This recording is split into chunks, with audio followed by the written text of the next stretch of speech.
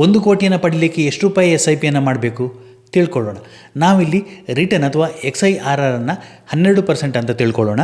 So ನಾವು 5 ವರ್ಷದಲ್ಲಿ 1 ಕೋಟಿಯನ್ನು ಪಡಿಬೇಕು ಅಂತ ಹೇಳಿದರೆ ನಾವು ಮಂತ್ಲಿ 1,21,232 ರೂಪಾಯಿ ಎಸ್ ಐ ಪಿಯನ್ನು ಮಾಡಬೇಕಾಗತ್ತೆ. 10 ವರ್ಷದಲ್ಲಿ ಪಡಿಬೇಕು ಅಂತ ಹೇಳಿದರೆ 43,040 ರೂಪಾಯಿಯನ್ನು ಎಸ್ ಐ ಪಿ ಆಗಿ ಮಾಡಬೇಕಾಗತ್ತೆ.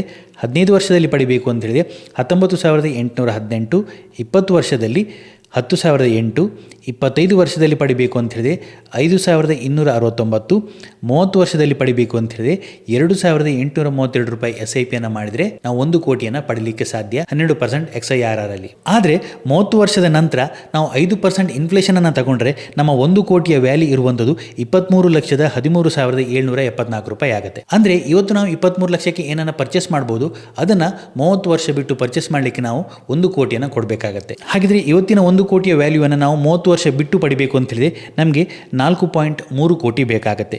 ಆ 4.3 ಕೋಟಿಯನ್ನು ಪಡಿಲಿಕ್ಕೆ ನಾವು 12,300 ರೂಪಾಯಿಯ ಎಸ್ ಐ ಪಿಯನ್ನು ಮಾಡಬೇಕಾಗತ್ತೆ 30 ವರ್ಷದವರೆಗೆ. ಸೊ ಹಾಗಾಗಿ ನೀವು ಇನ್ವೆಸ್ಟ್ಮೆಂಟನ್ನು ಮಾಡುವಾಗ ಇನ್ಫ್ಲೇಷನನ್ನು ಕೌಂಟ್ ಮಾಡೋದು ತುಂಬ ಇಂಪಾರ್ಟೆಂಟ್ ಆಗುತ್ತೆ. ಅದಕ್ಕನುಗುಣವಾಗಿ ನೀವು ನಿಮ್ಮ ಎಸ್ ಐ ಪಿಯನ್ನು ಮಾಡಬೇಕಾಗತ್ತೆ, ಗೋಲನ್ನು ಡಿಸೈಡ್ ಮಾಡಬೇಕಾಗತ್ತೆ. ಇದೇ ರೀತಿ ಇಂಟ್ರೆಸ್ಟಿಂಗ್ ವಿಡಿಯೋಗಳಿಗಾಗಿ ಫಾಲೋ ಮಾಡಿ. Thank you.